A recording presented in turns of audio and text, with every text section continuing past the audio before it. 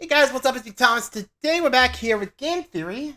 Today we're checking out a game we actually haven't seen in a while, Giggleland.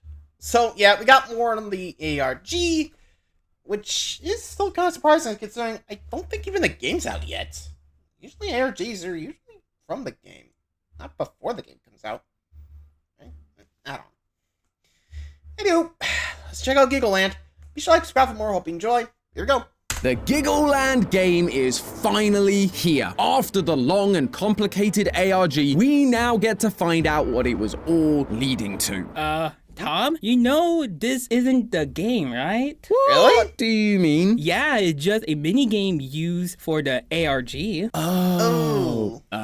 And we're gonna solve that ARG right now. Yep, time for another crack at the Hello, ARG. Internet. Here we go. Welcome to Game Theory, the show that's excited to talk about a game that isn't the game to help solve the game that isn't a game yet. And if that Jeez. confused you, just you wait, Still? because the second act of the Giggleland ARG is possibly the most confusing ARG I've ever worked on. And I mean that in the best way. Not one method of solving this thing is the same. Each puzzle is more intricate than the last. What started Really? as a simple advert for a game coming to Steam has blown up into an intricate puzzle that gives us insight into the world we may be exploring once the game finally releases. Keyword It's maybe, all but about you a get the commune idea, right? known as the Kids Media Workshop, or KMW, and they follow the works of child psychoanalyst Erik Erikson to the extreme, fixated on making children happier, making sure they would never, ever cry. They offered respite care to parents with troubled children. They even created TV shows written by kids for kids, teaching them how to better themselves and how to tackle bullies. But after discovering an episode of the show last time, we learned that they had some unconventional ideas on how to cope with these bullies, like burying them in the dirt. I mean, I'm sure we've all thought about doing that to someone, but HR tells me it's Sheesh. probably best What we the heck don't are you gonna get actually salty, do it. Tom? Needless to say, the KMW's leader Terry has some twisted ideas on how to educate children, but the ultimate reveal has been all about the KMW's search for a girl named Sarah, who we learnt has a Tumblr account where she shares about her sheltered life. yeah. We theorized that her mother, Debbie, chose to rebel and leave the commune many years ago due to the isolation from the outside world that they forced upon her. And now we're seeing Sarah do the same, an isolated girl looking for answers, which she finds as she sneaks into the basement and discovers a tape of the KMW's TV show, Elliot and Ella. However, she quickly realizes that this disturbing show wasn't just made by the KMW, it was made by none other than her own mother and her mysterious but absent father, Simon. And that is where the Act 2 of this ARG kicks off, and boy is it a juicy one. Once again, shout out to the Giggleland Discord for solving some of these puzzles because they were hard. But when we unite as theorists, puzzle solvers, and big brain thinkers, anything is possible. Thanks to everyone's hard work, we now get to see the inner workings of the KMW, what they were up to, and how Debbie was involved in all of it. But before we can get to that, we've got to rewind the clock to just before Act 2 officially started. During this time, Sarah That actually is a good point. Then again, the theorist community can be good, but there are cases that can go, whoops. I mean, remember with the FNAF ARG? They basically harassed the business that was at the location that Matt said there was a possible clue. Which, again, whoops. Yeah, it really goes to show you. Can't be bad, or can be good, can't be bad, just depends on who your fans are, you know? Just saying. You know how it goes, right? Just, oops, just launch something. You get the idea, right? So, who knows? Maybe we'll see Sarah's... I don't know if we're just going to get the game once this ARG is done, but still. Actually, did they come out with a release date for the game yet? I'm mostly just checking the... Hold on. Giggleland, there you are. And nope. Still. Yep. Still just says coming soon. Though, weird developer name. Looks like a code for later. Who knows? Maybe we'll be seeing the ARG, or maybe it was made in the last one. Who knows?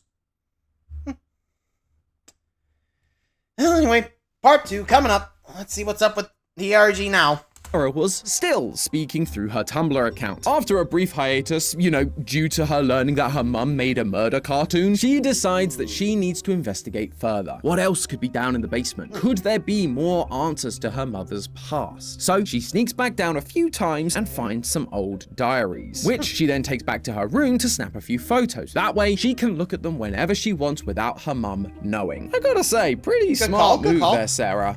Except that when she goes to put the diaries back into the basement, we get this final message. Someone just opened the basement door. Sounds like Debbie finally caught Sarah in the act. And given how controlling Debbie has been before this, and the fact that Sarah is no longer posting, it probably means that Sarah's phone and laptop privileges have been revoked.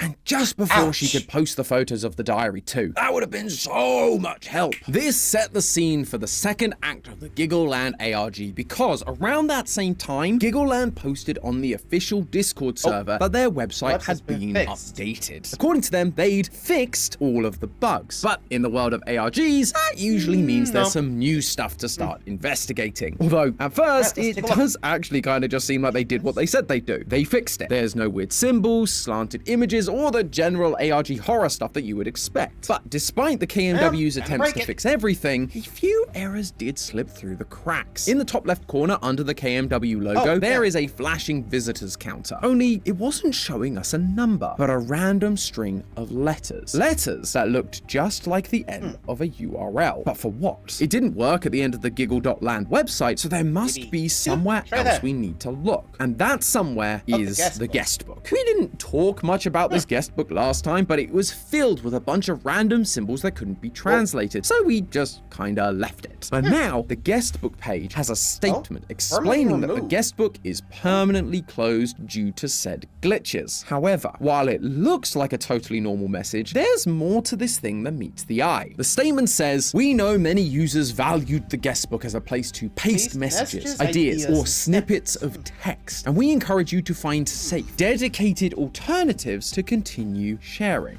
Dedicated alternatives, you say? Hang on, there is an online service that does allow users to share messages and snippets of text, plus it uses a unique URL like the code we found, a paste bin address. It feels like a bit of a long shot, but what if we tried that? Well, we do get a new page, but it's password protected.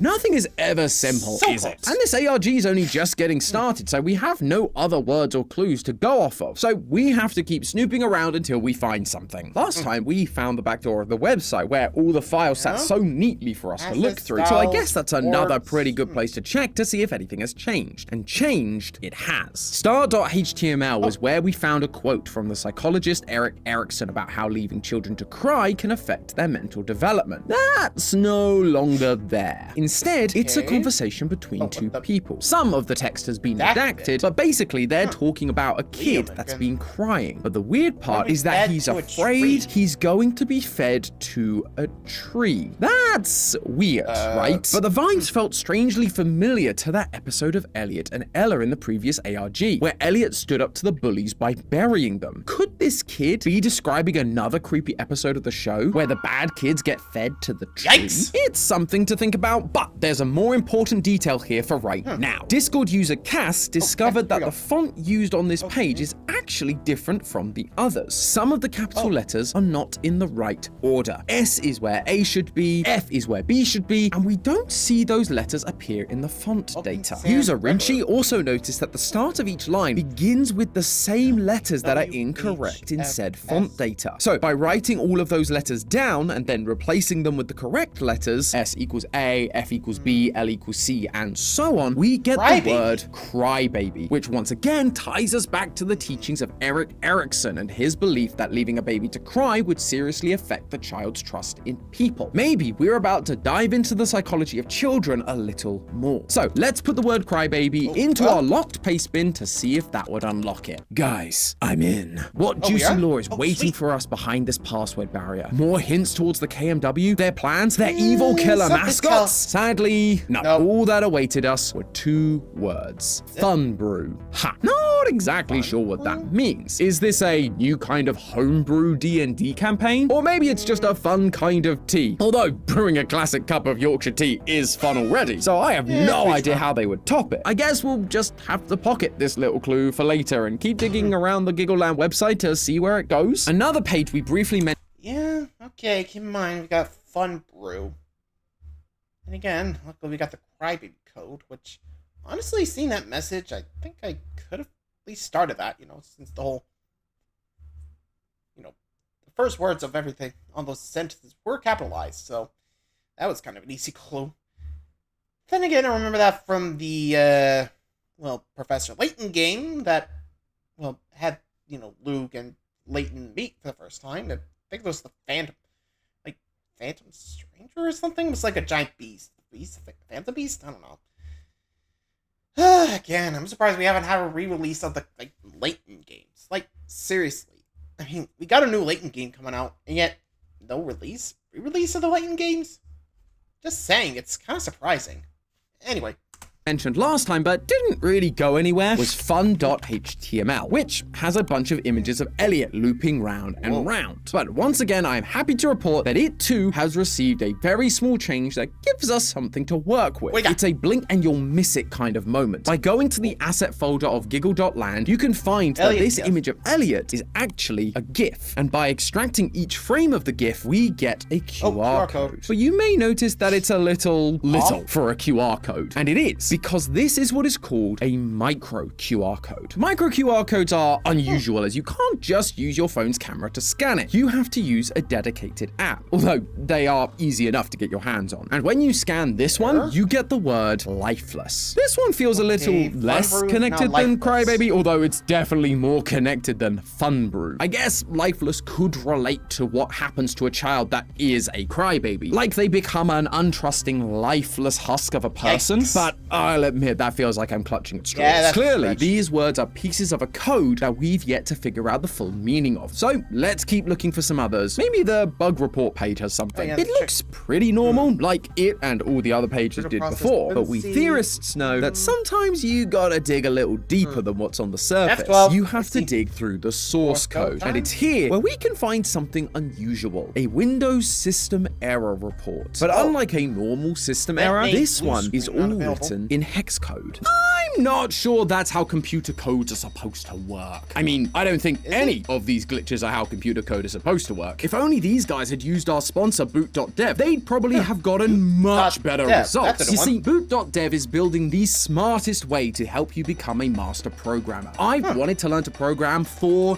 years. There's a bunch of cool websites, ARGs, and video games that I've got in my head that I'd love to share with the world, but I could never get over the biggest hurdle in most training programs: boredom. My ADHD brain couldn't really handle just sitting down at a computer and just reading a couple of slides and hoping I remember everything. But boot.dev has absolutely cracked the code because they've turned learning to program into a game. Seriously, look at this thing. It looks like it's straight out of a fantasy RPG. By completing lessons, you gain experience, grow levels. There's even bi-monthly boss fights. And the lessons aren't just reading some slides. They get you to actually do the thing. Practice makes perfect, so why not practice writing code while you're learning to write code? They have a bunch of courses for whatever kind of project you're making too. You can learn Python, JavaScript, TypeScript, Linux, you name it, they've got it. So if you're like me and you want to get your own indie horror ARG off the ground, or you're just looking for a fun way to learn a new skill, head on over to boot.dev or click the link in the description and try it out for yourselves. The courses can all be tried for free. Plus, if you end up loving it and want to go all in, you can use my code GameTheory to get 25% off your entire first year if you choose an annual plan. Thanks again to boot.dev for sponsoring this video, but sadly, while I may now be equipped to not make coding errors, the Giggleland website isn't. So I'd better figure out what this hex code means. Hex code is just a bunch of numbers and letters that correspond to a specific letter, and it converts to the phrase, "It wears my skin." Okay, now we're getting to the creepy stuff. But who is saying this to us? My mind went straight to Elliot from the secret episode of Elliot and Ella. We see him stand up to the bullies and a bunch of weird glitches happen. Suddenly, they're all buried and Elliot is fine, as though something took over him. The website also used to be riddled with pentagrams, upside down crosses, and other symbols, so it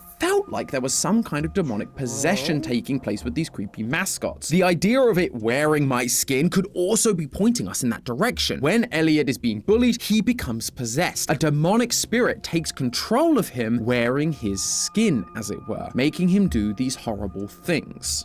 And right as we've discovered this, while I'm in the middle of research, no joke, a YouTube ad has rudely interrupted my background music. What kind of advert dared to interrupt my lo-fi listening experience, you ask? It was an ad for something called Fun Kids Game Zone, a website where you can play loads of cool games, one of which is suspiciously Elliot's Adventure. There. Elliot's Adventure, and it features a familiar orange cat. And this is where we finally get to play a game in this ARG. No, to be clear, it's not the game, just a game. I know, it's weird, but hey, it's something. Elliot's Adventure is a cute 2D side-scrolling platformer where Elliot has to help the animal townspeople from an evil sorcerer. You help them by fighting off bears and bees that drop items that the townspeople need, like shovels, watering cans, and cloth. Once you collect them all, you can move to the next area, which takes a bit of a turn in aesthetics. Suddenly, you're deep in a forest, and instead of cute animals to talk to, there are human children. And they aren't exactly welcoming. These children ask you to find stuff too, but it's not cute stuff like before. This time you need to find them sundials, knives, skulls, and stone heads. And it only gets weirder as you start to explore the next stage. The enemies that drop these items are clay monsters, piles of flesh, and fire snakes. Not only that, but now the background is covered with stone statues of faces and totem poles. This game, just like the TV show, has suddenly taken a very dark and sinister turn. Although, I don't know about you, looking at all of these new details, it really screams of Aztec to me, which makes me wonder if there's some connection between Aztec mythology and the KMW cult. The fire snake specifically stood out here, as the fire serpent is commonly seen across Aztec religions as the spiritual form of the god Xiuhtecutli. This god was also considered the embodiment of the dry season, and when the dry seasons came, they would then try to appeal to the god of rain, Tlaloc, in order to undo it. And how did they plan on achieving this?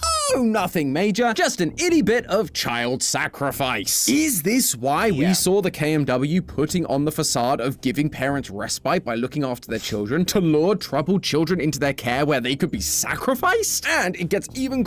Okay? Yikes. I mean, I get it, but whoa.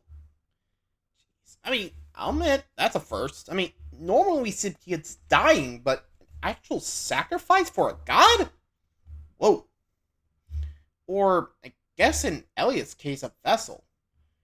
Okay, here's what I'm thinking. Maybe they're grown kids to be a vessel for the god, but I'm guessing, or at least some could be vessels, some could be sacrifices. As for Sarah, I'm guessing she's gonna go in there. Either they think she's gonna be a sacrifice, but turns out to be a vessel for whatever god they're, praying towards. I guess that's what's going on here, but I don't know. Like I said, just throwing it out there, it's just my best guess. What are you gonna do, Like I said, just throwing an idea out there, I could be right, could be wrong. What are you gonna do? Anyway.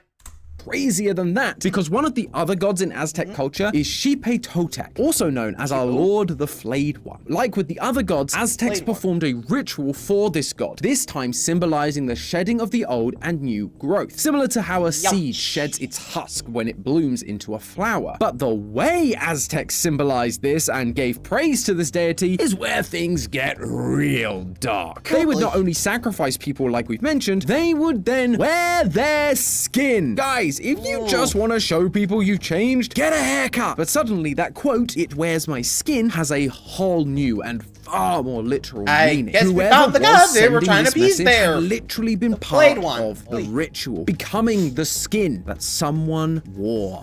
I hope this isn't what's happening in this story, but the pieces are just fitting together all too nicely. Perhaps the ending of Elliot's adventure will confirm or deny this chilling comparison. There are a bunch bunch of different endings in this game, and all of them are weird in their own ways. When you complete the game normally, it suddenly cuts to everyone cheering for Elliot. Despite never encountering the sorcerer, apparently you somehow defeated them. But then it cuts to black and red text appears. What did you do to the sorcerer, Elliot? And then the game reboots. If this sorcerer is supposed to appear after you collect the strange Aztec items, it could be one of the Aztec gods we suspected is at the center of this evil child cult. Another ending comes from giving rare items to the NPCs. If you give a blanket to one of the children in the second village, she tells us this is a blanket that her family gave her, and now she wants to go back home, but she is told she can't. Once this conversation ends, an image is automatically downloaded to your computer. This image is of a man called Rene Spitz, another child psychoanalyst like Erik Erikson. He was known for his study of children's development when they were deprived of a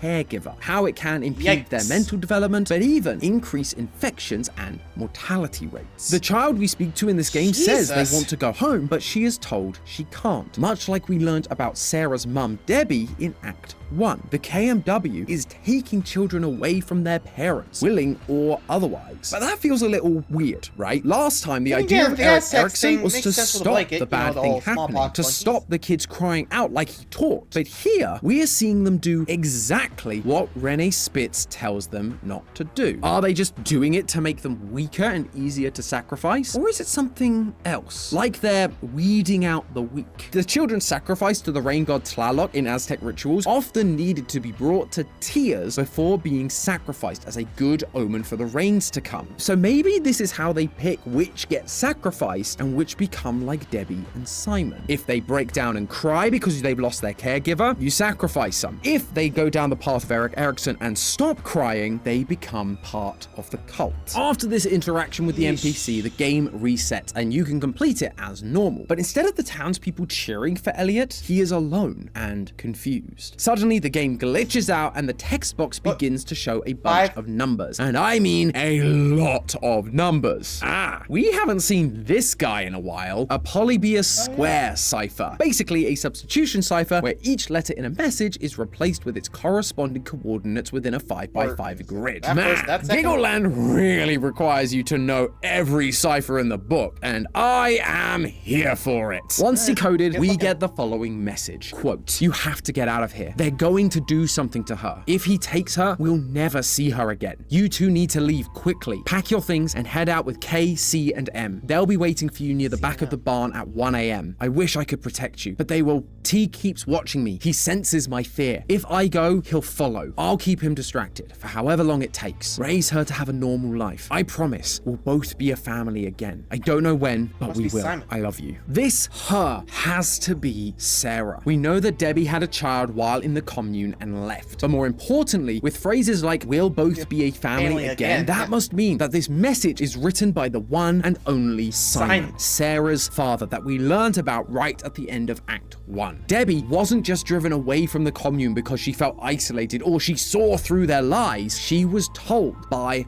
her partner. And if she didn't, they were gonna do something to Sarah so that they would never see her again. Maybe they'd sacrifice her like all the other children, which is why she is overprotective of Sarah now, stopping her from going outside because of what could happen if she's found. But we are nowhere near done with this game or the secrets it holds. One of the other rare items is a flower that, when given to the horse in the first village, triggers some new dialogue. She claims the flower has special properties, like how we use aloe when we cut ourselves or lavender to help us when we're sad. But this flower is good for young people because, quote, "someone or something has to keep them in line." So is this some kind of hallucinogenic flower? Something to calm the kids down and make them more agreeable? Are they using it to change the way the kids think so that the kids who join the cult can be brainwashed? Either way, now that we know about each rare item, we can get a new ending. By getting the flower and the blanket, giving them to the NPCs, and then completing the game, you'll be transported to a farm. Talking to the farmer, Mr. T, he thanks Elliot for all the help he's done, but says there's more to do. Some seeds need to be planted, and we must ensure they grow properly. He asks Elliot to bring the seeds to him, that they may be purified from the evil sorcerer. Now, maybe it's just my religious upbringing, but phrases relating to the work not being done and that there are seeds to sow and or be harvested feel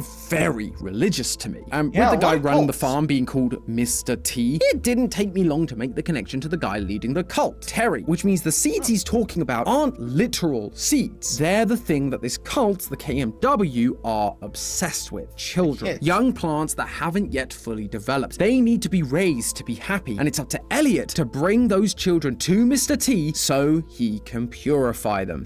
And given all of the Aztec stuff we've talked about today, I have a feeling purify doesn't mean giving them a bath. Elliot is bringing the children to Mr. T to be sacrificed. But if Mr. T is the video game counterpart of Terry, the cult leader, who then is Elliot supposed to be? Who is the accomplice to Terry and his crazy messed up rituals? Well, the answers are hiding in the one ending we haven't tried out yet. If you're skilled enough and can finish the 2D side-scroller without taking any damage, you can achieve the hitless ending. Instead of it ending like usual, interacting with the sign to move to the final area, a portal appears that you can then walk through. This portal triggers a glitch, and you are told player entity failed to register incoming damage. Debugging required. Issue persists across multiple instances. Please investigate using the dev build. Giggleland _dev build _9213.zip. This is our next step to solving the puzzle, friends. There is even more to this game than we have already played. And this is where the questions we've been asking can be answered. What are they doing the sacrifices for? Where does Sarah fit into all this? And who is Elliot? The problem is you can't just access the dev build. Not easily, anyway. There are breadcrumbs that lead us to where it might be hiding, and inside it are the secrets to everything. But that is all gonna have to wait till next time. So make sure you're subscribed so you see that video when it comes out.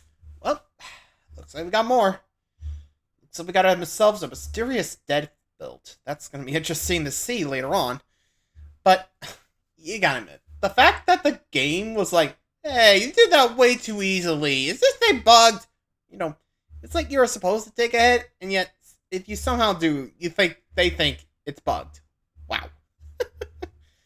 I mean, you gotta admit, that's actually kind of funny. I mean, in a way, I don't know. What do you guys think? But I guess we'll see more about this death build next time. But you gotta admit, I do give it credit for going the Aztec route, you know? What do you guys think? Let me know in the comments. Till next time, let me know what you guys think of the ARG so far. See ya.